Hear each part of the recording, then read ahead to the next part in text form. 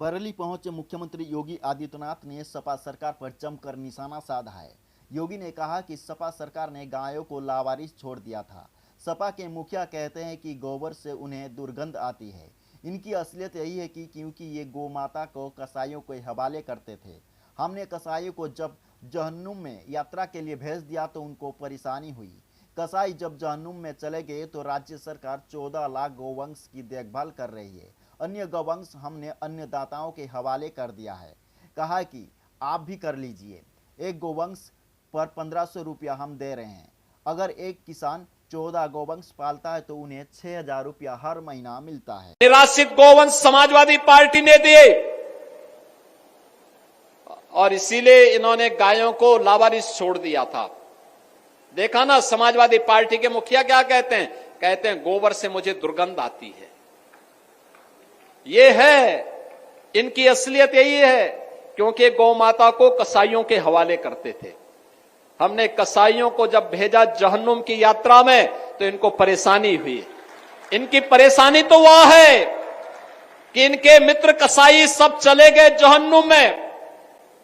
तो अब इन गौवंश को बचाने की चुनौती थी तो आप ही की धरती के सपूत, आप ही के द्वारा चुने गए आंवला के विधायक ने 7700 से अधिक गौ निराश्रित गौ आश्रय स्थल खड़ा किए और आज वहां पर 14 लाख गौवंश की देखभाल स्वयं राज्य सरकार कर रही है और शेष हमने अन्नदाता किसानों को दिए हैं। आप भी पालिए। एक गौवंश पर 1500 रुपया हम महीना आपको उपलब्ध करवाएंगे। अगर कोई किसान 4 गौवंश रखता है तो 4 गौवंश के लिए 6000 रुपये महीना हम उनको देते हैं। आप याद करिए, आम के आम और गुठली के भी दाम, इसी को कहते हैं। यानी गौ माता की सेवा का पुण्य भी पाओ और सरकार का अनुदान भी पाओ। और इसीलिए आज के इस अवसर पर भारत के अंदर भारत की परंपरा तो गौ और गंगा की परंपरा है। खबर कानपुर से है, जहां police DCP central Dinesh Tripathi ने दंगा नियंत्रण स्कीम के तहत एक महत्वपूर्ण मॉक ड्रिल का आयोजन किया। इस अभ्यास का उद्देश्य कानून व्यवस्था की स्थिति का जायजा लेना और स्थानीय पुलिस बल को हर स्थिति के लिए तैयार रखना था। पुलिस उपायुक्त ने बेकनगंज, अनवरगंज और चमनगंज थाना क्षेत्रों में पुलिस बल के साथ मॉक ड्रिल का आयोजित किया गया। इस दौरान पुलिस बल के साथ आवश्यक उपकरणों का भी निरीक्षण किया गया, जिससे किसी भी आपातकालीन स्थिति में त्वरित प्रतिक्रिया के लिए सुनिश्चित की जा सके।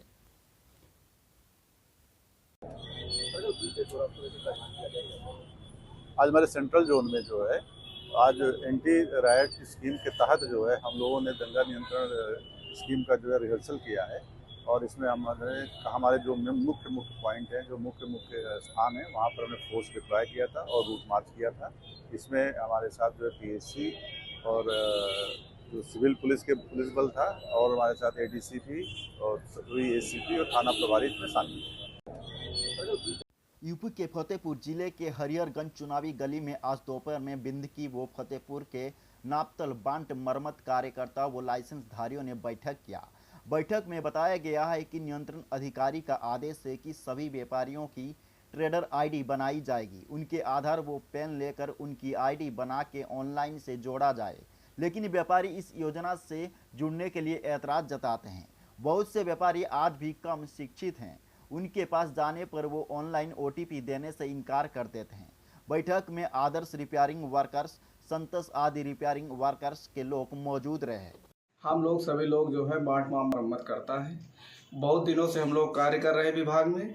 अब नियंत्रक महोदय का आदेश आया है कि प्रति व्यापारी ट्रेडर आईडी बनाई जाएगी, जिसमें व्यापारी से उसका आधार कार्ड, पैन कार्ड वगैरह सारा डॉक्यूमेंट लिया जाएगा।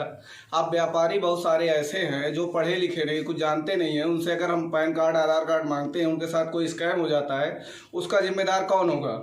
और बहुत सारे लाइसेंसी ऐसे हैं जो बिना पढ़े लिखे बहुत जमाने से काम कर रहे हैं। वो लोग कैसे ये ऑनलाइन कार्य कर पाएंगे? इसके लिए सरकार कोई हमारा ध्यान नहीं दे रही। आप आप लोग कितने दिनों से इस विभाग में काम कर रहे इस हैं? विभाग में तो हम तो अभी मान लीजिए 8-10 साल से, लेकिन बहुत सारे लोग कम से कम 40 साल से कार्य कर रहे हैं। क्या क्या काम करते हैं आप लोग? जी, आप लोग क्या काम करते हैं? हम लोग मार्ट माप मरम्मत करके उनका सरकारी शुल्क जमा करवाने का कार्य करते हैं। तो आप लोगों की क्या मांग है? हम लोगों की मांग है जैसे पुराना कार्य हो रहा था वैसे ऑफलाइन कार्य हो, ऑनलाइन हो नहीं पाएगा।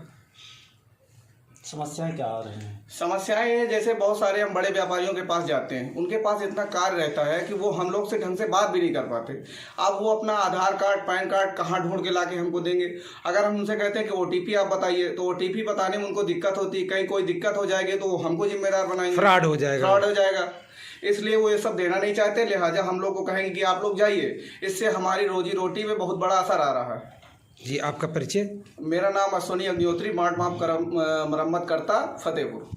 कि आज आप बैठक कर रहे हैं और क्या कुछ मामला है? पूरा उत्तर प्रदेश जो है बंद है और 1 अप्रैल से टोटल बंद है अनिश्चितकालीन के लिए। और इसके बाद जो है ये ऑनलाइन 50 किलो से ऊपर वाले कांटे में मोहर नहीं लग पाएगी। और हर पब्लिक की जो है OTP चाहिए, आधार कार्ड चाहिए, GST चाहिए। इसके लिए व्यापारी देने को तैयार नहीं।